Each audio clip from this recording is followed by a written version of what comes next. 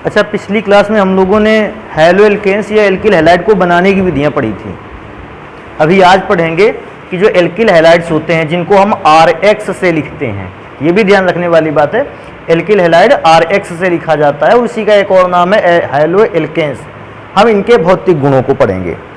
तो अगर मैं एल्किल हैलाइड्स या हैलो एल्केन के भौतिक गुणों को पढ़ता हूँ तो मेरे पास बेटा सबसे पहला गुण आता है अवस्था का निर्धारण, अर्थात एल्किल हैलाइड किस अवस्था में पाए जाते हैं। तो देखो, एल्किल हैलाइड्स की अवस्था का निर्धारण निम्नलिखित नंबरों में मैं कर दूंगा। कैसे लिखा हुआ है, कार्बन 1 व कार्बन 2 वाले जो RX होते हैं, RX का अर्थ समझ गए ना, एल्किल हैलाइड। जैसे कार्बन 1 वाला एल्किल क्या होगा, मेथाइल, और X की जगह पर आप क्लोरीन, ब्रोमीन, फ्लोरीन या आयोडीन लगा सकते हो। अगर ऐसा कोई भी कंपाउंड आ जाता है जिसमें से कार्बन 1 है या कार्बन 2 है, ऐसा कोई एल्किल हैलाइड आता है तो कहता है C1 व C2 वाले एल्किल हैलाइड्स रंगहीन गैस होते हैं, गैस होते हैं। तो पहली बात बेटा ये ध्यान रखना है कि अगर एक कार्बन वाला या दो कार्बन वाला कोई भी एल्किल हैलाइड आपको दिखाई दे दे, आप तुरंत उसको देखकर ये पहचान जाइए कि ये जो एल्किल हैलाइड हमको दिया गया है ये गैसीय अवस्था में। अगर कोई पूछता है कि इसका एग्जाम्पल कैसे जान सकते हो, तो बेटा बिल्कुल इसके एग्जाम्पल पहचाने जा सकते हैं। देखो, अगर आपके पास CH3Cl दे देता है, पूछता है इसकी अवस्था क्या है, तो बेटा मैं देखूंगा ये कार्बन 1 वाला एल्किल हैलाइड है, क्योंकि कार्बन 1 वाला एल्किल हैलाइड है, ये कौन सी अवस्था में पाया जाएगा, गैस अवस्था में होगा। कोई व्यक्ति हमसे ये कह देता है एक हमारे पास और फॉर्मूला C2H5Br, क्योंकि इसमें से मैंने देखा कार्बन एटम कितने हैं, 2। मैंने पहले बता रखा है कार्बन एटम 1 और कार्बन एटम 2 वाले जितने भी एल्किल हैलाइड होंगे वो रंगहीन होंगे और कैसे होंगे, गैस। तो कोई पूछेगा एथाइल ब्रोमाइड की अवस्था क्या है, तो हम बताएंगे एक तो ये रंगहीन है और दूसरा ये कौन सी अवस्था पर पाया जाता है, गैसीय अवस्था पर पाया जाता है। हाँ, ये जरूर ध्यान रखने वाली बात है कि 2 से जब ज़्यादा कार्बन एटम हो जाए तो फिर ये वाली बात नहीं बतानी है। तभी मैंने शुरुआत में ही लिख दिया है C1 व C2 कार्बन 1 या कार्बन 2 वाले एल्किल हैलाइड गैस अवस्था में पाए जाते हैं और ये रंगहीन भी होते हैं। अच्छा, ये तो अवस्था का निर्धारण हो गया। अवस्था के निर्धारण में एक और नंबर इसी में से बेटा पढ़ेंगे। देखो क्या कि C3 से लेकर C18, अगर कार्बन 3 से लेकर कार्बन 18 तक के एल्किल हैलाइडों को देखा जाए तो कार्बन 3 से लेकर कार्बन 18 तक के जो एल्किल हैलाइड होते हैं ये बेटा रंगहीन होते हैं, द्रव होते हैं और साथ में गंध भी देते हैं। इसको विशेष ध्यान रखना है। मैं क्या लिखूंगा, 18 तक के RX का मतलब है एल्किल हैलाइड। सबसे पहला प्रॉपर्टी कि रंगहीन होते हैं, द्रव अवस्था में पाए जाते हैं, रंगहीन द्रव, तथा एक और इनमें से विशेषता है सुगंधित होते हैं।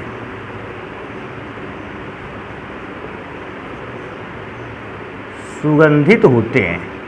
तो इस नंबर को विशेष ध्यान रखना है कि आप उन एल्किल हैलाइड्स की बात कर रहे हैं जिनमें से कार्बन 3 से लेकर कार्बन 18 तक हो सकते हैं। कार्बन 3 भी हो सकता है, 4 भी हो सकता है, 5 भी, और ऐसे करते करते क्रम में कार्बन 18 तक का अगर कोई भी एल्किल हैलाइड मिल जाता है आप तुरंत बता दोगे द्रवावस्था में है, रंगहीन है और साथ में ये सुगंध भी देता है, अच्छी गंध देने वाला पदार्थ है। तो बेटा कोई भी एग्जाम्पल लिखा जा सकता है कार्बन 3 से लेकर कार्बन 18 तक का। अब भी बात आ गई कि अगर कार्बन 3 से लेकर 18 तक के बीच में आया लिक्विड सब्सटेंस है, द्रव अवस्था में पाया जाता है, लेकिन अगर कोई भी ऐसा एल्किल हैलाइड आपको मिल जाता है जिसमें 18 से भी ज्यादा कार्बन है तो उसका क्या रहेगा, तो उसके लिए भी एक नंबर लिखते हैं। देखो क्या लिखते हैं कि C19 या इससे अधिक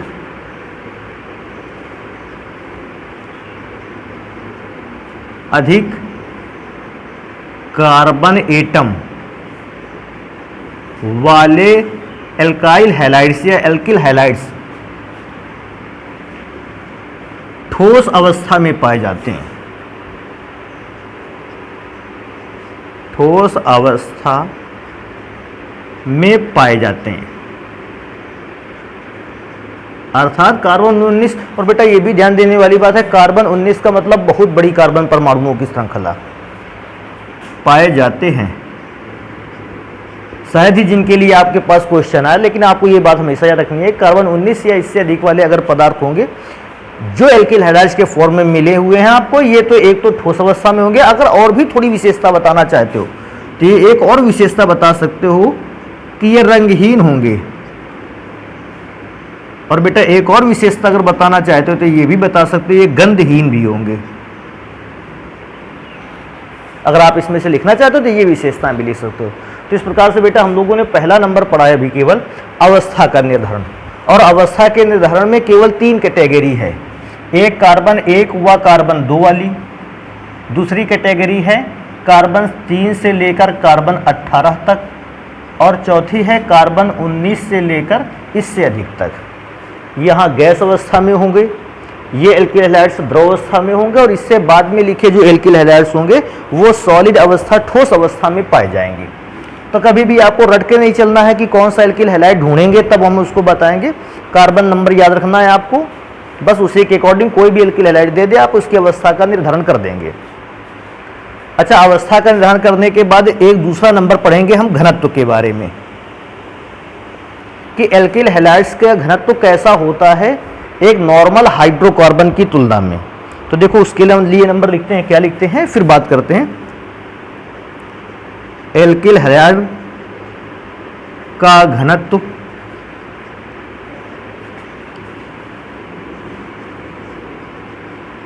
हाइड्रोकार्बन्स की तुलना में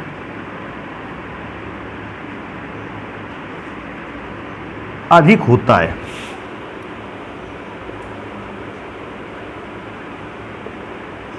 अधिक होता है, परंतु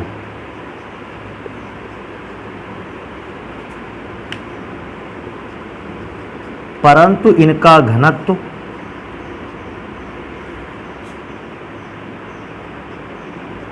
जल से कम होता है।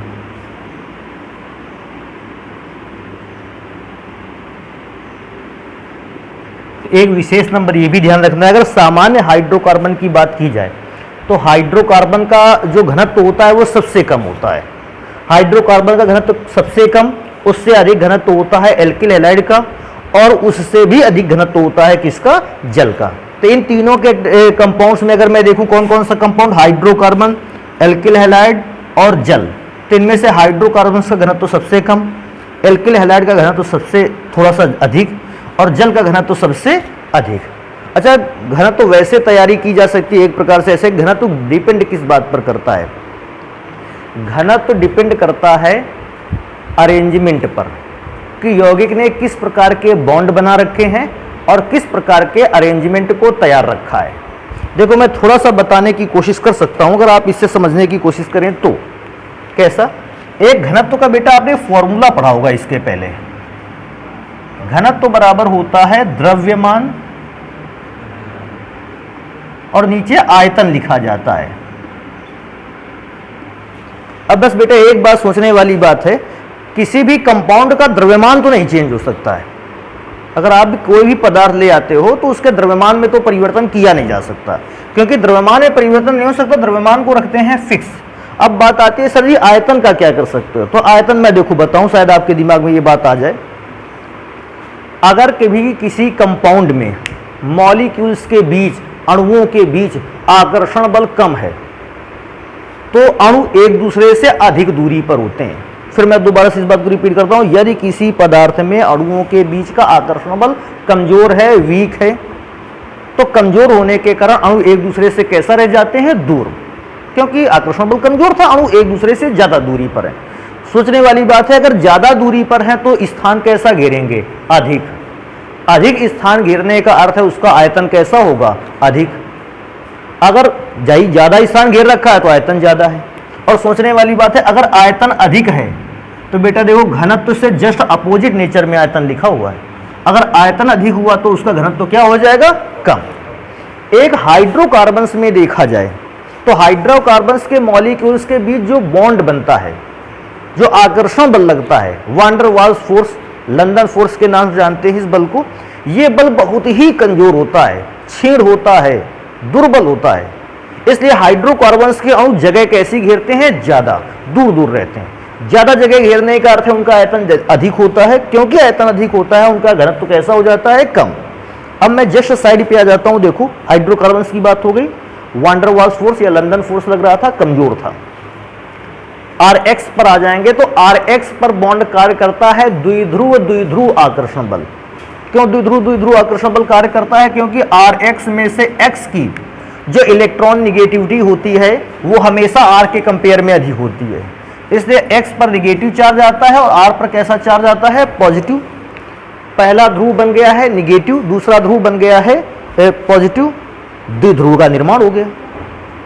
अब अगर एक ऐसा ही Rx और भी मिल गया आपको, तो इन दोनों के मध्य जो आकर्षण बल लगेगा, भाई ये भी ऊपर वाला भी द्विध्रुव है, नीचे वाला भी द्विध्रुव है, तो इनके मध्य लगने वाले आकर्षण को नाम क्या देंगे, द्विध्रुव आकर्षण बल। ये द्विध्रुव आकर्षण बल अपेक्षाकृत थोड़ा सा स्ट्रांग होता है।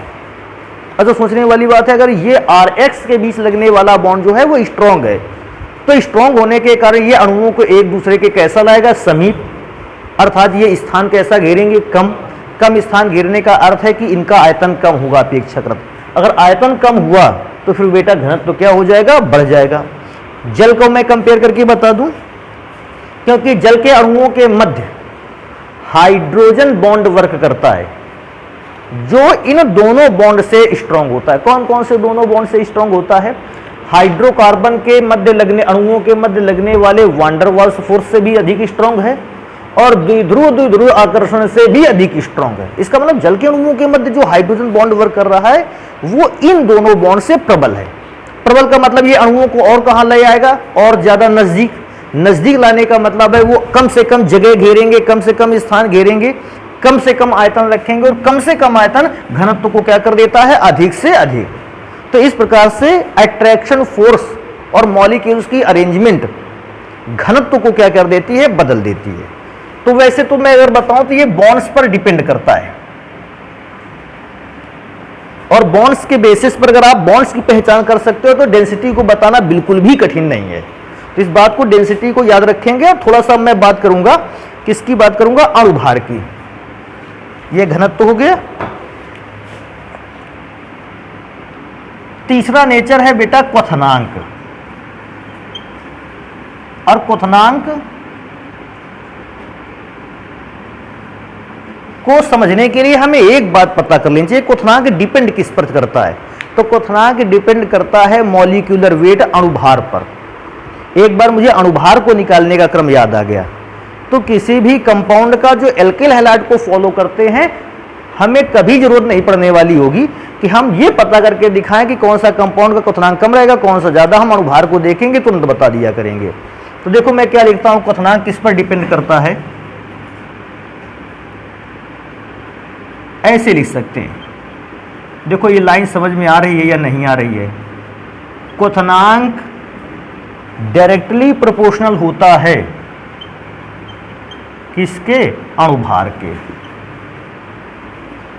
अगर ये वाली लाइन बेटा आ गई आपको तो समझ लीजिए आप क्वथनांक को बहुत अच्छी तरह से जानते हो। और मैं क्या सोचता हूं, ये जितने भी रूल हैं ये केवल एल्किल हैलाइड्स के लिए ही लागू नहीं होते हैं। आप अदर कंपाउंड पढ़ोगे, अल्कोहल ग्रुप के कंपाउंड पढ़ोगे, एसिड ग्रुप के कंपाउंड पढ़ोगे, क्वथनांक के रूल तो वहां भी वैसे लागू होने वाले हैं। एक जगह सीख लेंगे हम इनको अच्छी तरह से, बाकी हर जगह खूब आसानी से अप्लाई करते रहेंगे। तो मैं क्या सोचता हूँ, सबसे कठिन लाइन जो आपको समझ करके रखनी है वो कठिन लाइन ये है कि क्वथनांक इज डायरेक्टली प्रोपोर्शनल टू अणुभार। अणुभार को मॉलिक्यूलर वेट कहते हैं, बॉइलिंग पॉइंट कहते हैं क्वथनांक को। Then boiling point is directly proportional to molecular weight. इसको ऐसे भी लिख सकते हैं, बॉइलिंग पॉइंट को तो आप ऐसे लिख सकते हो, BP is directly proportional to molecular weight. तो इसको ऐसे भी समझा जा सकता है। अब देखो कैसे हमल करते हैं इसको। सबसे पहले मैं एक लाइन बना देता हूं, उस पर देखो कुछ कंपाउंड्स को लिखते हैं, फिर समझते हैं इस बात को।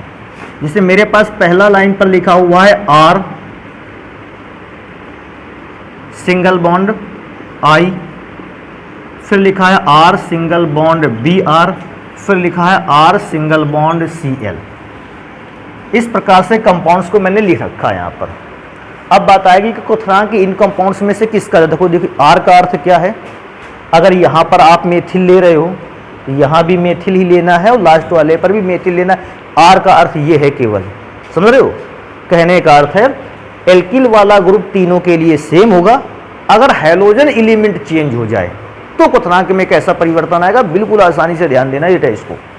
आपने हैलोजन परिवार को पढ़ा था FCl Br और I, ऐसे तो एलिमेंट रखे थे ऊपर से नीचे के लिए। फ्लोरीन का परमाणु क्रमांक कम होता था सबसे, परमाणु भार भी सबसे कम था। क्लोरीन का परमाणु भार उससे ज़्यादा, ब्रोमीन का उससे ज़्यादा और आयोडीन का परमाणु भार सबसे ज़्यादा होता था फिलहाल इस फैमिली में। अब अच्छा ध्यान देने वाले हैं, अगर इन तीनों कंपाउंड्स को चेक करें, R तो तीनों के लिए सेम है, अर्थात R का अणुभार मैटर करने वाला नहीं है। अगर इसका 10 है तो इसका भी 10 है तो इसका भी 10 है, तीनों के लिए अणुभार इस बार किसका मैटर करेगा, हैलोजन का, I, Br और Cl का। अभी सोचने वाली बात है सबसे ज्यादा परमाणु भार कौन रखता है, I, क्योंकि R का भार तो तीनों के लिए सेम था। इस बार वजन डिपेंड कर रहा है हैलोजन एलिमेंट्स पर, I पर, Br पर और Cl पर, क्योंकि I का सबसे ज्यादा होता है, इसलिए I का ज्यादा होने की वजह से इसका क्वथनांक भी सबसे कैसा होगा, अधिक। मैं दोबारा से रिपीट कर देता हूं, देखो R तो मैं क्या सोचता हूं सबके लिए 10 है, ऐसा मान लेते हैं। जब ये वाली बात नहीं समझ में आती तो मैं 10 मान लेता हूं, सबके लिए 10 है। अगर आयोडीन का सबसे ज्यादा होगा, सोचने वाली बात है, आयोडीन का मैंने मान लिया 6 है, ब्रोमीन का मैंने मान लिया 5 है, क्लोरीन का मैंने मान लिया 4 है। अगर आयोडीन का सबसे ज्यादा है तो बेटा इसका टोटल भी तो सबसे ज्यादा आएगा। ब्रोमीन का उससे कम है तो इसका टोटल और कम आएगा। क्लोरीन का सबसे कम है तो उसका टोटल और भी कम आएगा। अब तो अणुभार का क्रम मिल गया आपको, तो इस बात को विशेष ध्यान रखना है कि अणुभार को निकालना अगर आप जान गए तो क्वथनांक कोई भी प्रॉब्लम नहीं करेगा। तो मैं समझ गया R सबके लिए सेम था। मैंने हाइड्रोजन एलिमेंट्स में देखा तो मुझे आयोडीन का परमाणु भार सबसे ज्यादा नजर आया, इसलिए इसका क्वथनांक सबसे ज्यादा है। RBr में से ब्रोमीन का अणुभार आयोडीन से कम है, इसलिए ब्रोमीन का क्वथनांक में RBr का मैंने क्वथनांक कम बताया, क्योंकि इनमें से अगर देखा जाए I, Br और Cl में Cl का परमाणु भार सबसे कम है, इसलिए इसका क्वथनांक सबसे कैसा होगा, कम होगा। ये उस कंडीशन पर जब R ग्रुप तीनों के लिए कैसा होगा, सेम। जैसे कोई ऐसे हमें फॉर्मूला लिख के दे दे CH3I, CH3Br और CH3Cl। अब देखो R की वैल्यू सबके लिए सेम है, तो मैं समझ गया आयोडीन का वजन सबसे ज्यादा रहने वाला है, यही का अणुभार ज्यादा होगा, और जब यही का अणुभार ज्यादा होगा तो इसका क्वथनांक भी कैसा रहेगा, अधिक। तो क्वथनांक के क्रम को इस बात को विशेष ध्यान रखना है जो हम लोग पढ़ रहे हैं कि क्वथनांक का क्रम किस बात पे डिपेंड करता है। देखो बेटा दूसरा नंबर चले आते हैं, एक और नंबर देखते हैं। देखो मेरे पास एक पदार्थ है CH3, CH2, CH2 और हैलोजन एलिमेंट्स किसी को लगा दीजिए, मैंने X लिख रखा है। फिर दूसरा मैंने लिख रखा है CH3, CH2X और तीसरा मैंने लिख रखा है CH3X। अब कहता है तीन इन कंपाउंड्स में आपको यह बताना है कि किस पदार्थ का अणुभार अधिक बताना है और किस पदार्थ का अणुभार कम रखना है। स्टार्ट करें इसको। देखो अभी क्या लगता है, इसमें कार्बन 1 है, अगर कार्बन कम है तो इसका अणुभार भी कैसा होगा, कम। इसमें से कार्बन 2 हो गया तो भार भी कैसा हो गया होगा, बढ़ गया होगा अणुभार। इसमें से कार्बन 3 है, अणुभार और भी ज्यादा हो गया। मैं कहता हूं कार्बन 4 वाला होगा, उसका और भी मॉलिक्यूलर वेट हाई होगा। कार्बन 5 हो गया तो उसका मॉलिक्यूलर वेट और भी हाई हो जाएगा। कार्बन 6 हो गया, अब बताने वाली जब बात ही नहीं कोई। क्या लगता है सबसे अणुभार तो अधिक पहले वाले का है, क्योंकि सबसे अणुभार इसका अधिक है, इसका क्वथनांक भी सबसे कैसा होने वाला है, ज्यादा होने वाला है। और सबसे क्वथनांक इसका कम होगा, क्यों, क्योंकि इसका अणुभार भी सबसे कैसा है, कम है। अच्छा आप सोचेंगे कि X की जगह पर यूज क्या करेंगे, ध्यान रखने वाली बात है मैं क्या बोल रहा हूं। इस जगह अगर X की जगह पर Cl रख दिया है तुमने, तो फिर तीनों पर क्या रखा जाएगा, Cl ही रखा जाएगा। देखो क्यों, पिछली बार मैंने R की वैल्यू को फिक्स कर दिया था तो मैंने X की वैल्यू को चेंज कर लिया था। इस बार मैं R में वैल्यू चेंज कर रहा हूं। देखो R में 3 कार्बन फिर 2 कार्बन, तो इस बार मैं X की वैल्यू को फिक्स रखूंगा। समझ रहे हो, ऐसा कभी नहीं होने वाला है कि R की भी वैल्यू चेंज हो रही, X की भी वैल्यू चेंज हो रही। उस पर कंपेयर कभी भी आपके कोर्स में नहीं आएगा, और उसका कंपेयर सामान्य रूप से बताया भी नहीं जा सकता है।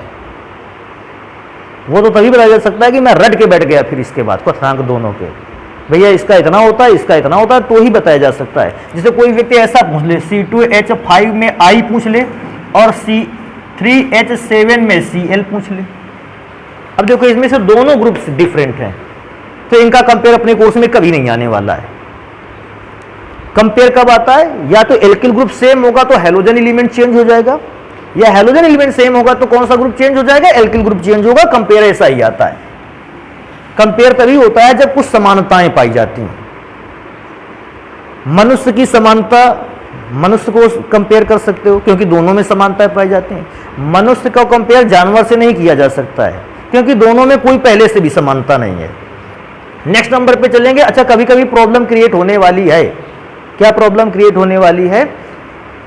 जब पदार्थ में अणुभार बढ़ेगा ही नहीं, और पदार्थ में अणुभार नहीं बढ़ेगा, तब हम क्वथनांक कैसे निकालेंगे, उसका तरीका ध्यान रखना है। देखो, ये थर्ड नंबर लिखेंगे क्वथनांक वाला, पहला, दूसरा और ये तीसरा। क्वथनांक को कैसे पहचानेंगे? सूत्र मैं थोड़ा सा इधर पीछे से लिख लेता हूं, क्योंकि अगर सूत्र अगर बड़ा हो गया तो काम मेरा बन जाएगा वहां तक।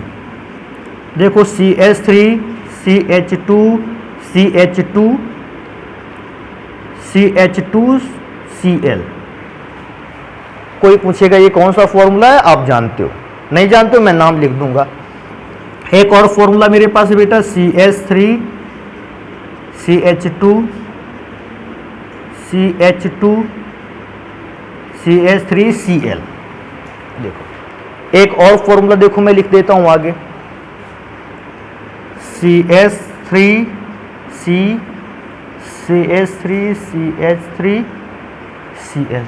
ये फॉर्मूला लिख देते हैं। देखो, अब तीनों में डिफरेंस क्या क्या है। देखो, कार्बन अगर मैं गिनता हूं, पहले समानता चेक कर लेते हैं। मैंने बताया डिफरेंस तब निकाल सकते हो, कंपेयर तब कर सकते हो जब पहले कुछ समानता देखो। बेटा, कार्बन सब में 4 हैं, कार्बन उसमें भी 4 हैं, लास्ट वाले पर भी देखो कि कार्बन 4 हैं। हाइड्रोजन का अगर कंपेयर करोगे तो हाइड्रोजन सब में 9 है, 3 2 5 2 7 2 9, 3 2 5 2 7, थोड़ा सा गलत है ये, 5 1 6 3 9। और बेटा उसको देखोगे तो 3 3 6 और 3 9 का हाइड्रोजन है। सब में एक एक क्लोरीन है, अर्थात सूत्र सबका सेम है, लेकिन सूत्र का अरेंजमेंट जो है वो डिफरेंट टाइप से किया है। कैसे किया गया है? अगर इसमें से ध्यान देखोगे तो हैलोजन एलिमेंट 1 डिग्री कार्बन से जुड़ा है, ये प्राथमिक हैलोएल्केन है। इसमें से हैलोजन जिससे जुड़ा है वो 2 डिग्री है कार्बन, तो ये द्वितीयक है। और इसमें से देखो हैलोजन इस कार्बन जुड़ा है, स्टार वाला कार्बन, ये 3 डिग्री हैलोएल्केन है। तो बेटा आपको बस इतना पता चल रहा है कि हैलोएल्केन्स में डिग्री का डिफरेंस है, 1 degree 2 degree 3 degree, primary secondary और टर्सरी। तो कभी भी ऐसी कंडीशन आ जाए प्राइमरी सेकेंडरी और टर्सरी को ध्यान देना पड़े और चीज क्या सेम हो, कार्बन एटम सेम हो, हाइड्रोजन सेम हो, हैलोजन एलिमेंट सेम हो, सारी चीजें सेम हो, बशर्ते चेन का अरेंजमेंट अलग अलग हो। तो बेटा प्राथमिक का जो क्वथनांक होता है वो सबसे अधिक होता है, द्वितीयक का क्वथनांक उससे कम होता है, और तृतीयक हैलोएल्केन्स का क्वथनांक सबसे ही कम पाया जाता है। और सबसे कम पाया जाने के बेटा रीजन भी हैं अपने, और एक नहीं कई कई रीजन है। मैं बहुत सारी बातें नहीं बताऊंगा, देखो कम बातें करेंगे, उसमें ही समझने की कोशिश करेंगे। अगर प्राथमिक हैलोएल्केन होता है तो प्राथमिक हैलोएल्केन देखो ध्यान देने वाली बात है, ये बेलनाकार होता है, लंबा होता है। द्वितीयक थोड़ा सा गुलाई में आया, और तृतीयक लगभग कैसा हो गया, गोल। इसका मतलब है तृतीयक का सरफेस एरिया, पृष्ठीय क्षेत्रफल सबसे कम। पृष्ठ तनाव वाला एक चैप्टर पढ़ा है आपने फिजिक्स में, उसमें यह बताया है कि जब भी कोई द्रव की सतह जो अपने पृष्ठ को सबसे कम करना चाहती है तो वो गोल बूंद का रूप धारण कर लेती है। इसने भी ऐसा किया है। इसका अर्थ है ये ज्यादा गोल है, सबसे अधिक गोल है, इसका पृष्ठ सरफेस एरिया सबसे कम, इसका सरफेस एरिया ज्यादा और इसका सरफेस एरिया सबसे ज्यादा। तो जब भी किसी कंपाउंड में एलिमेंट्स सेम हो तो सरफेस एरिया के बढ़ जाने पर क्वथनांक भी बढ़ जाता है। ध्यान रखने वाली बात है, अगर आपको एक से ज्यादा यौगिक मिले, सब में कार्बन हाइड्रोजन और अदर एलिमेंट सेम मिल जाएं, तो फिर सरफेस एरिया गिना जाएगा। सरफेस एरिया अधिक होगा, पृष्ठीय क्षेत्रफल अधिक होगा, क्वथनांक कैसा हो जाएगा, अधिक हो जाएगा। ये तब पता करेंगे जब अणुभार चेंज नहीं होगा। देखो सबका अणुभार निकालोगे सेम निकलेगा। अणुभार समान होने की दशा में डिपेंड करता है क्वथनांक किस पर, सरफेस एरिया पर। वैसे तो प्राथमिक द्वितीय तृतीय रट लेते हो, ये भी बहुत अच्छा है, लेकिन फिर भी मैं एक नंबर यहां लिख दूंगा, उसको तैयार रखेंगे नोट करते हुए। क्या लिखेंगे? लिखा है अणुभार ना बदलने या तत्वों के समान परमाणुओं के होने पर, समान परमाणुओं के होने पर क्वथनांक यौगिक के अणु, यौगिक के अणु के पृष्ठीय क्षेत्रफल, पृष्ठीय क्षेत्रफल का जान गए ना, सरफेस एरिया। जैसे अणु गोलाकार में तो उसके सरफेस का जो एरिया है, गोलाकार में तो सरफेस का एरिया जो निकलेगा बस वही हम उसको पृष्ठीय क्षेत्रफल बोलते हैं। पृष्ठीय क्षेत्रफल क्या लिखा मैंने? यौगिक के, हाँ, अणुभार न बदलने या तत्वों के समान परमाणुओं के होने पर क्वथनांक यौगिक के अणु के पृष्ठीय क्षेत्रफल पर निर्भर करता है, निर्भर करता है। और मैं लिखे देता हूं, देखो कैसे, ये लाइन तो ज्यादा अच्छी रहेगी। क्वथनांक इज डायरेक्टली प्रोपोर्शनल टू पृष्ठीय क्षेत्रफल। तो क्वथनांक को ऐसे समझ जाएंगे। बेटा एक नंबर और भी रह जाता है, क्योंकि नंबर बहुत छोटा है, मैं सोचता हूं मैं इसी जगह पे बोर्ड पे लिख दूं। देखो इस एरिया पे लिखेंगे अगला जो गुण है। कितने गुण पढ़ चुके हम लोगों ने? पहला पढ़ा, ये दूसरा क्वथनांक वाला था, क्वथनांक सेकंड नंबर पे था, और क्वथनांक के बाद अब आ जाते हैं थर्ड नंबर पर। थर्ड नंबर पर बस इतनी बात लिखनी है, देखो क्या, कि एल्किल हैलाइड जल में अघुलनशील, बेटा अघुलनशील को ऐसे भी लिख सकते हैं अविलेय। अघुलनशील लिखते हैं तो अघुलनशील को क्या लिख सकते हैं? अविलेय भी लिखा जा सकता है। परंतु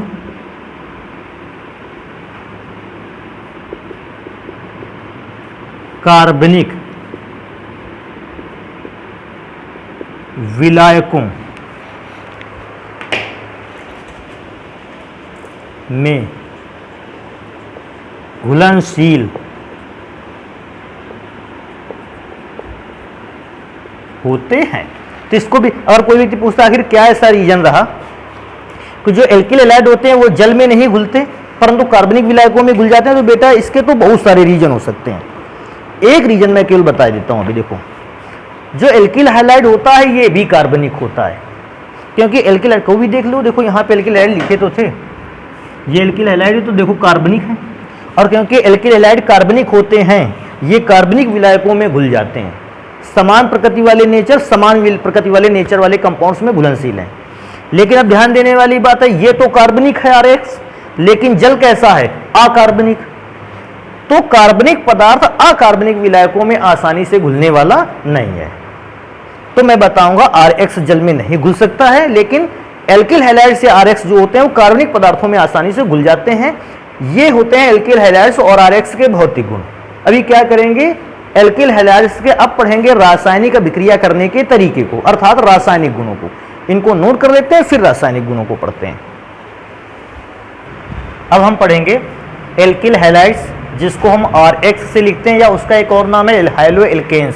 इसके रासायनिक गुण। अच्छा, रासायनिक गुण तभी हम बना सकते हैं जब कोई पदार्थ रासायनिक अभिक्रियाएं करने में सक्षम हो।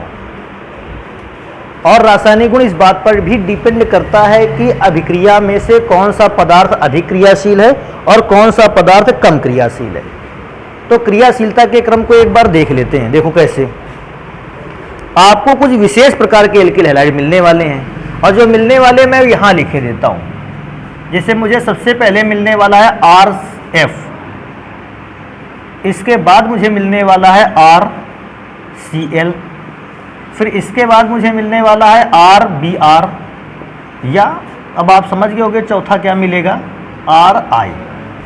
इसमें से एक बात तो बेटा पहले से ही समझ लो। देखो क्या क्या समझ लेना है। रासायनिक गुण तभी लिख सकते हैं जब कोई पदार्थ अभिक्रिया करता है, और अभिक्रिया पदार्थ तभी करता है जब पदार्थ क्या करता है, बॉन्ड्स को ब्रेक कर देता है। मेरे मामले में जो मैं समझता हूं अभी तक, एक पदार्थ दो ही कंडीशंस पर अभिक्रिया कर सकता है। कैसी कैसी कंडीशंस पर अभिक्रिया कर सकता है? जब कोई पदार्थ अपने पुराने बॉन्ड्स को ब्रेक कर दे और उसकी जगह पर नए बॉन्ड बनाने लगे, तो रासायनिक अभिक्रिया हो सकती है। मेरे मामले में रासायनिक अभिक्रिया केवल क्या है, पुराने बॉन्ड्स का टूट जाना और नए बॉन्ड्स का बनना। जब तक पुराना बॉन्ड ब्रेक नहीं होगा, नया बॉन्ड बनने की संभावना भी उत्पन्न होने वाली नहीं है। तो मैं क्या सोचता हूँ, अगर कोई पदार्थ जल्दी से रिएक्शन करवाना चाहे, उसका बॉन्ड शीघ्रता से तोड़ दें, या यदि उसका शीघ्रता से बॉन्ड टूट जाता है तो फिर वो पदार्थ अधिक क्रियाशील है। दूसरा मेरे मामले में रासायनिक अभिक्रिया क्या है, दूसरा नंबर जो है ये एलिमेंट्स के लिए डिपेंड करता है, तत्व के लिए प्रदर्शित होता है। एक एलिमेंट्स जितनी जल्दी इलेक्ट्रॉनों को त्याग, जितनी शीघ्रता से इलेक्ट्रॉनों को ग्रहण कर सकता है, उसका क्रियाशीलता उतना ही अधिक है। तो रिएक्शन को मैं दो मायने में जानता हूं।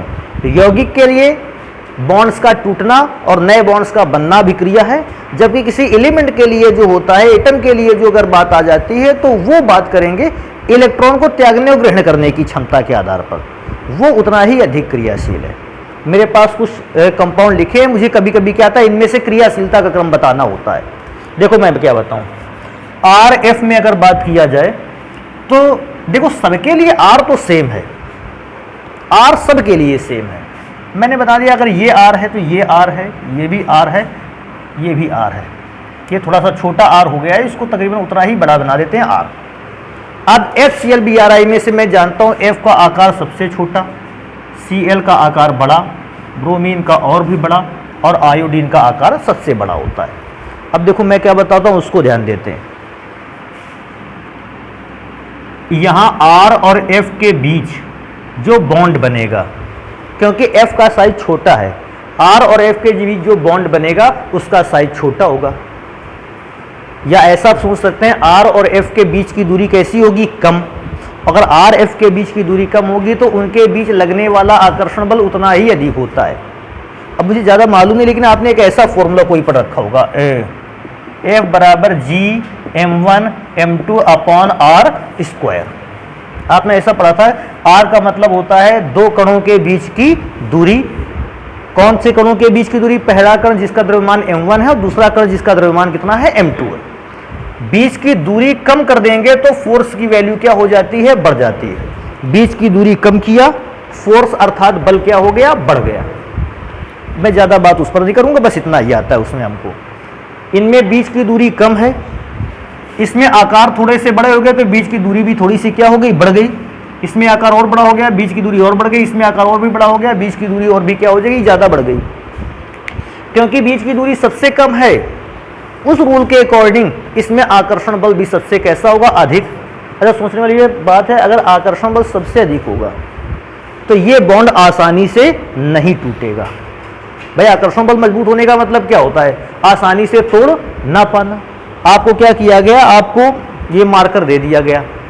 अब आपसे बताया गया कि मार्कर के मॉलिक्यूल्स के बीच आकर्षण बल बहुत ज़्यादा है, क्या आप इसको ब्रेक कर सकते हैं? फिर ब्रेक करना कठिन है। अट्रैक्शन फोर्स अगर अधिक हुआ तो ब्रेक करना इन दोनों को क्या है, कठिन है। यहाँ आकर्षण बल सबसे अधिक है, क्यों? बॉन्ड छोटा है। धीरे धीरे जैसे ही हम आगे की ओर जाते हैं, बॉन्ड्स दोनों के बीच में कैसा हो जाता है, लंबाई बढ़ने लगती है। बॉन्ड्स लंबाई बढ़ने के कारण या उनके बीच की दूरी बढ़ने के कारण आकर्षण बल लगातार कमजोर होने लगता है।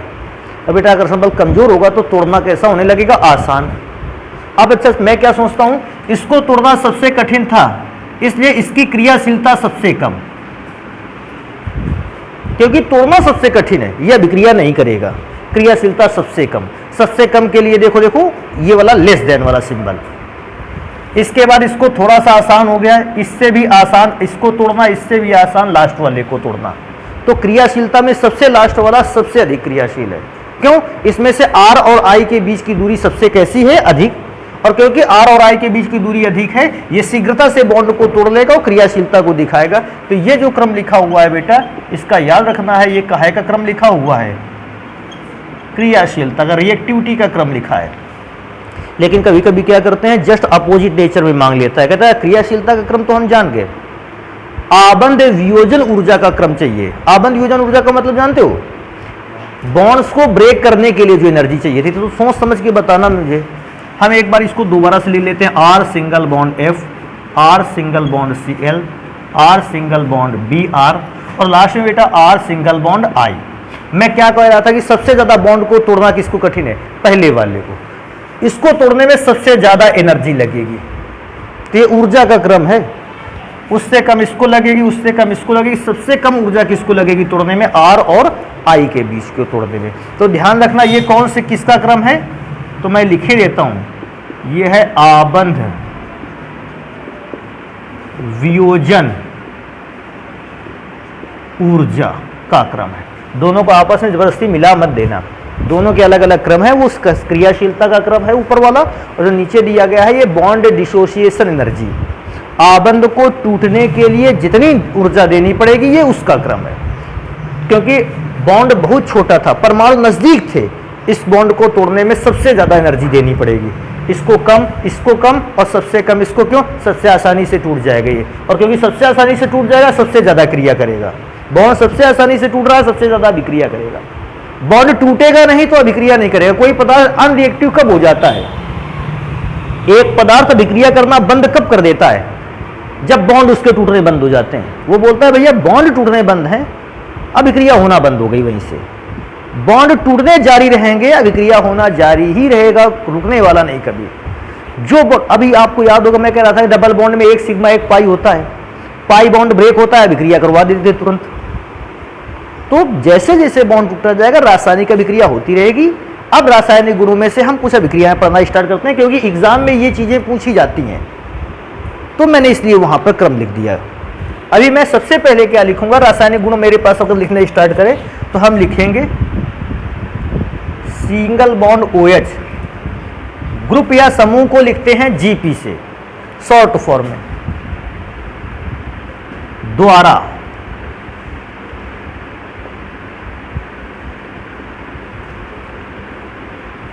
प्रतिस्थापन।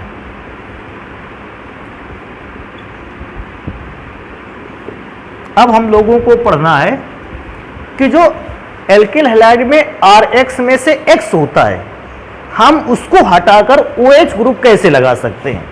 आखिर कौन कौन सी कंडीशन पर हम OH को X की जगह पर फिट कर सकते हैं। देखो ध्यान देने वाली बात है, क्या है, एक एल्किल हैलाइड का नॉर्मल फॉर्मूला होता है और R सिंगल बॉन्ड X, और आपको उस X को हटा के कौन सा ग्रुप लगाना है, OH। देखो मैंने लिखा भी है, OH ग्रुप द्वारा क्या करना है, प्रतिस्थापन। OH ग्रुप आएगा और इसको X को ऐसा मारेगा कि ये हट जाएगा वहां से और स्वयं बैठ जाएगा, हो गया प्रतिस्थापन। तो बेटा हमको अभिक्रिया करवानी होगी इसकी किसी क्षार के साथ।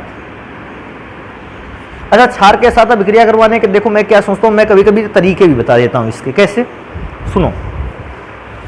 RX में से जो ये बॉन्ड आपको दिख रहा है, ये बना होता है R के कार्बन, और X का मतलब है FClBr और I। ये बात हमेशा के लिए बिल्कुल बांध के रख लो, कार्बन की इलेक्ट्रॉन निगेटिविटी कम होती है, और उसकी अपेक्षा हैलोजन एलिमेंट्स में चारों का मतलब FClBri, इनकी इलेक्ट्रॉन निगेटिविटी ज्यादा होती है। क्योंकि कार्बन की अपेक्षा हैलोजन की इलेक्ट्रॉन निगेटिविटी ज्यादा होती है। हमेशा जब भी कभी पॉजिटिव या निगेटिव चार्ज आएगा तो कार्बन पर पॉजिटिव चार्ज आएगा, इसलिए एल्किल ग्रुप पॉजिटिव चार्ज रखेगा, और जो वो X वाला ग्रुप है ये कैसा चार्ज रखेगा, निगेटिव। अच्छा ये बताओ, NaOH को आयंस में ब्रेक कर सकते हो, Na पर कैसा चार्ज होगा, पॉजिटिव, और OH पर निगेटिव। ऐसा क्लास 9th से हम लोग पढ़ रहे हैं, जब हम लोगों को अम्ल और क्षार की पहचान कराई गई थी। टीचर ने उसी दिन बता दिया था भैया NaOH जो होता है ये क्षारीय है, रीजन है कि ये जल में घुलेगा तो OH माइनस आयन देगा। अच्छा, आयन में ब्रेक कर लिया, हो गया रिएक्शन। बेटा R पॉजिटिव है इसलिए OH के साथ जुड़ेगा, R single bond OH plus, बेटा Na किसके साथ जुड़ जाएगा, X के साथ, तो नेक्स्ट कंपाउंड बनेगा NaX। अभी देखो क्या, X ग्रुप को हटा दिया है, और R की जगह किसको लगा दिया है, R के साथ किसको लगा दिया, OH को। हमें यही तो करना था, OH ग्रुप द्वारा प्रतिस्थापन करना था। अब देखो मैं क्या करता हूँ, रिएक्शन लिखता हूँ, पर्टिकुलर एग्जाम्पल कुछ, जैसे R की जगह पर मैंने यूज कर रखा है CH3, X की जगह पर Cl, और मैं अभिक्रिया करवाने वाला हूँ NaOH से। बेटा अभिक्रिया करवाओगे, तरीका जानते हो क्या होने वाला है, CH3 अभिक्रिया कर लेगा OH से और Na रिएक्शन कर लेगा Cl से। पॉजिटिव निगेटिव डालना चाहो लिख लो, जानते हो तो जबरदस्ती लिखने के चक्कर में मत पड़ना। देखो इस प्रकार से, अच्छा अभी ये काम कर सकते हो कि CH3 के साथ वैल्यू चेंज कर सकते हो क्या। मैं R की जगह पर अब इस बार CH3 नहीं लिख रहा, मैं लिख रहा C2H5, और मैं X की जगह पे Cl नहीं लिख रहा, मैं लिख रहा Br। और इस बार अगर मैं NaOH से अभिक्रिया करवाऊंगा, अभी भी C2H5 पर पॉजिटिव चार्ज आएगा, Br पे निगेटिव, Na पर पॉजिटिव चार्ज और OH पर निगेटिव चार्ज। अभिक्रिया होगी तो C2H5 पॉजिटिव चार्ज रखता है, ये OH के साथ रिएक्ट करेगा, C2H5OH प्लस। बेटा Br निगेटिव चार्ज रखे है, इसलिए ये Na से रिएक्शन करेगा और बना लेगा NaBr। और मोस्टली इस बात को ध्यान रखना है, ज़्यादातर, अब हमेशा के लिए तो नहीं चलता लेकिन ज़्यादातर ध्यान रखना है, पॉजिटिव चार्ज वाला पार्ट पहले लिखना है और निगेटिव चार्ज वाला पार्ट बाद में लिखना। जैसे C2H5 पर पॉजिटिव चार्ज था, इसको पहले लिख दिया, OH पे निगेटिव चार्ज था, इसको बाद में रख दिया, Na पर पॉजिटिव चार्ज था पहले लिख लिया, और Br पर निगेटिव चार्ज था, इसको बाद में लिखने का थोड़ा सा ऐसा क्रम बना लेते हैं। एक और बात ध्यान रखोगे, NaOH के अतिरिक्त एक रासायनिक अभिक्रिया और कराई जा सकती है। देखो कैसे, क्योंकि रासायनिक अभिक्रिया अलग से, मैं स्टार लिख के इस अभिक्रिया को लिख देता हूं। अगर आपके पास Rx के 2 मोल हैं, बाई चांस आपके पास, मैंने Rx के 1 मोल से कराया था, अगर आपके पास Rx के 2 मोल हैं तो इससे आप X को हटाकर OH लगा सकते हो। यदि इसकी अभिक्रिया Ag2O के जलीय विलयन से करवा दी जाए, मतलब क्या कहता है, क्या X हटाकर OH लगाने की प्रक्रिया केवल NaOH द्वारा संपन्न कराई जा सकती है क्या, दूसरा दुनिया में कोई कंपाउंड नहीं? तो मैं बताऊंगा नहीं, ऐसा कंपाउंड है। अगर आप Rx की अभिक्रिया सिल्वर ऑक्साइड के कैसे विलयन से, जलीय विलयन से कराते हो, तो भी X हट जाएगा और उसकी जगह पर OH क्या हो जाएगा, आ जाएगा। कैसे याद रखना है, देखो इसको ऐसे तरीका याद रखो। अच्छा ये बताओ, इसको ऐसे याद रख ले, बेटा 2x हैं, ये दोनों Ag के साथ अभिक्रिया कर लेंगे। अगर 2Ag 2x के साथ अभिक्रिया कर लेता है तो बेटा सबसे पहले बनेगा 2AgX। जानते हो 2AgX में अगर X की जगह पर Cl लिखा हो, उसको रजत दर्पण कहते हैं। चलो फिलहाल मैं बताता हूँ क्या, पहले इसको अभिक्रिया को कंप्लीट कर लेते हैं। अच्छा बेटा ध्यान देने वाली बात है, अब बचा क्या मेरे पास है, देखो मैं इस 2 स्थानों पर उंगली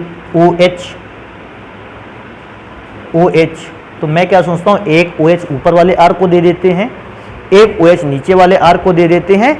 इस प्रकार से 2 मॉलिक्यूल ऑफ ROH का निर्माण होता है। अब कहता है इस पर एक बेस्ड अभिक्रिया अगर बता दी जाती तो ज्यादा अच्छा रहता, मैं भी बताता हूं। देखो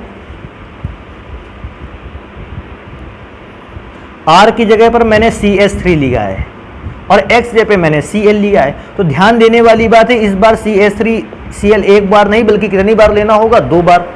2 बार क्यों लेना होगा, क्योंकि सिल्वर का जब ऑक्साइड रिएक्शन करता है 2 मोल की ही जरूरत होती है। और बेटा इसकी अभिक्रिया होगी सिल्वर ऑक्साइड के जलीय विलयन। अच्छा जल में फॉर्मूले में कोई परेशानी तो नहीं है, जल के फॉर्मूले को अभिक्रिया अगर तुमको समझना है तो ऐसा लिखो, बहुत अच्छा लगने लगेगा। 1-2 दिन शुरुआत में से कम समझ में आएगा, लेकिन इसके बाद आपको ज्यादा बेटर लगेगा और आप जल को ऐसे लिखने लगते हो। अब देखो अभिक्रिया कैसे होगी, Cl Ag को लेके अलग हो जाएगा, 2AgCl बनाएगा जाके, तो बेटा मैं इसको लिखता हूं 2AgCl। कोई पूछता है इसको क्या बोलते हैं, इसको बेटा रजत दर्पण, अंग्रेजी में इसको रजत को कहते हैं सिल्वर और दर्पण को कहते हैं मिरर, इसको सिल्वर मिरर भी कहते हैं। और एक बात मैं बता दूं इसमें से, क्या बात बता दूं इसमें से, ये सफेद कलर का अवक्षेप होता है, सफेद अवक्षेप, चांदी के कलर का अवक्षेप होता है। और वैसे भी मैं बात बताऊं, जब भी कभी चांदी का एक्सट्रैक्शन होता है, एक्सट्रैक्शन का मतलब शुद्धिकरण, तो बेटा सिल्वर क्लोराइड बनता है, फिर उससे चांदी को शुद्ध करके प्राप्त किया जाता है।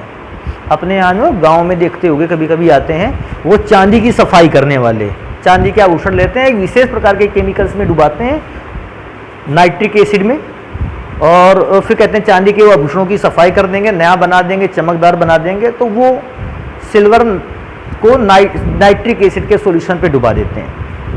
अब वो जब घर में जाएंगे तो नाइट्रिक एसिड में जो सिल्वर रह गया है सफाई करने के दौरान, उसको काहे में चेंज करेंगे, सिल्वर क्लोराइड में, और फिर उसके बाद उसको शुद्ध करके सिल्वर प्राप्त कर लेंगे। मतलब हमारी चांदी से कुछ हिस्सा वो काट करके क्या ले गए और उसको शुद्ध करके वहाँ फिर काहे में बदल लेंगे, सिल्वर में बदल लेंगे।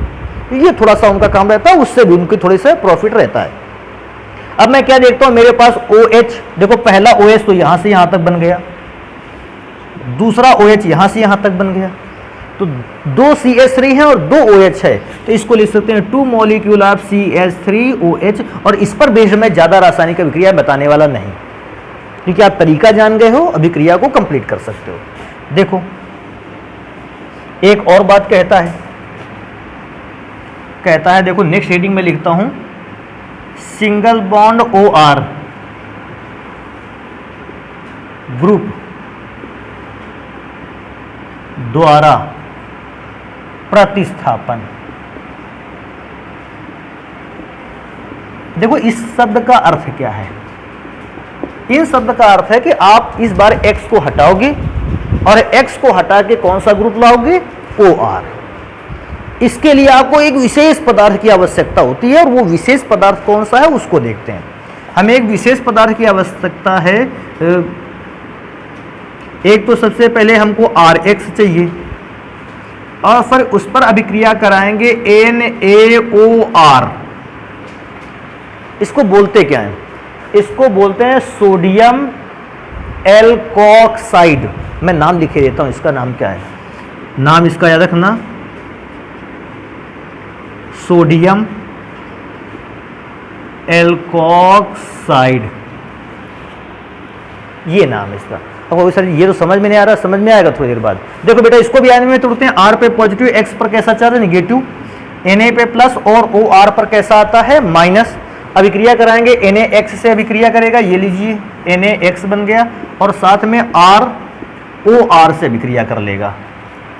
R जो सिंगल बॉन्ड है वो OR से अभिक्रिया कर लेगा। इस कंपाउंड को कहते हैं ईथर। और क्योंकि अगर R और R दोनों ग्रुप आपस में सेम है, जो ये ग्रुप है वही ये ग्रुप है, तो इसको फिर एक और काम कहने लगते हैं, सममित ईथर। देखो मैं बना कर दिखाता हूं तब आपको अभिक्रिया समझ में आएगी। ये तो जनरल फॉर्म है। अब पर्टिकुलर फॉर्म, R की जगह पर मैं क्या लिए लेता हूं, CH3। X की जगह पर मैंने क्या लिया, Cl। NaOR, NaO, और बेटा R तो फिर से एल्किल ग्रुप आ गया ना। एल्किल ग्रुप तो आप जानते थे CH3, C2H5, ना जाने कितने तमाम प्रकार के ग्रुप्स को रख सकते थे, तो मैंने CH3 रख लिया। अब देखते हैं आप अभिक्रिया करवा पाओगे या नहीं। अच्छा क्या बोलते हो, CH3 पर कैसा चार्ज आना चाहिए, प्लस, Cl पर, यहाँ पर Na पर प्लस, और बचा हुआ ग्रुप जो है OCH3, इस पूरे पर कैसा आना चाहिए, माइनस।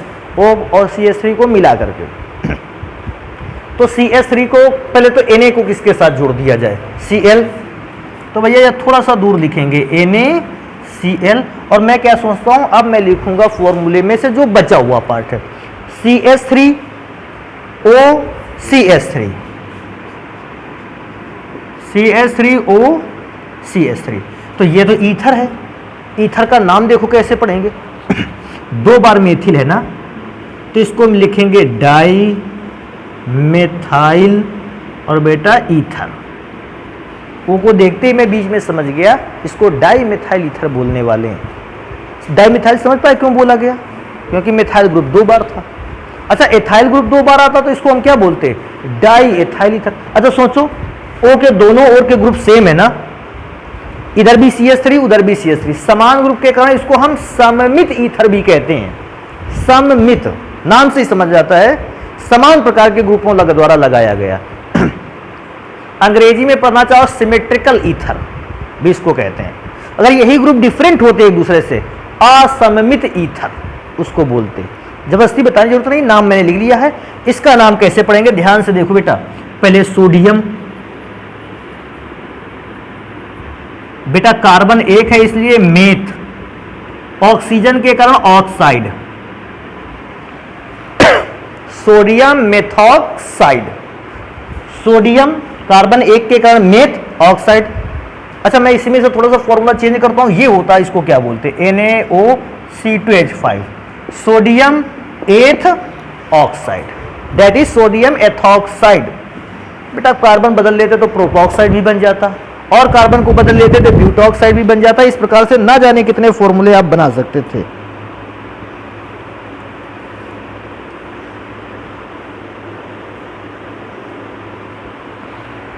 अभी एक और इस पर लिखा जा सकता है कि अगर आप चाहें इसको स्टार करके कर देते हैं। एक और तरीका, क्या NaOR से विक्रिया करके ईथर बना सकते हैं? तो बेटा नहीं, एक और तरीका है मेरे पास। अगर आपके पास एल्किल हैलाइड है, RX है, और RX के 2 मोल खर्च करना चाहते हो, कुछ भी नहीं करना है, तुमको इसके विक्रिया करवा देनी है सिल्वर के ऑक्साइड से। इस बार जली विलयन भी नहीं लाना है। अच्छा क्या तुम लोगों को लगता है, देखो पिछली बार भी यही हुआ था, इस बार भी 2 Ag हैं, Ag किसको लेकर अलग हो रहे थे, X को। अगर 2 Ag 2 X को लेकर अलग हो जाएंगे तो क्या बनेगा, 2AgX। ध्यान से देखकर बताओ, R कितनी बार बचा और O कितनी बार बचा, 1, तो इसको लिख सकते हैं R single bond O single bond R। अब प्लस लगा लेते हैं बीच में। कहेगा सर जी ये तो RX पर बता दिया, एक बार R की जगह वैल्यू रख लेते। तो बेटा R की जगह वैल्यू वाला काम आप लोगों का है, तो आप लोगों को करना क्या, ये होमवर्क है, क्या करना है, R की जगह पर आपको वैल्यू रख लेनी है। कौन सी रखोगे ये आप पे डिपेंड करेगा।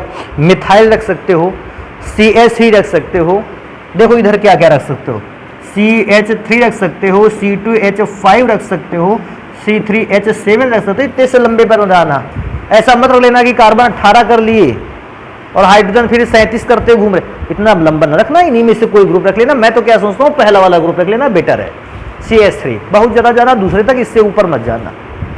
तो इसको कंप्लीट करोगे अपना, जो भी एल्कोक्स बनेगा ईथर उसका नाम लिख लीजिए आप, और जब नाम लिख लोगे तो ये रिएक्शन कंप्लीट हो गई। अच्छा अभी भी बहुत सारी रासायनिक अभिक्रियाएं हमारे पास बच जाती हैं जिनको हम पढ़ेंगे फिर अपनी नेक्स्ट क्लास पे, तो इसको नोट कर लेते हैं।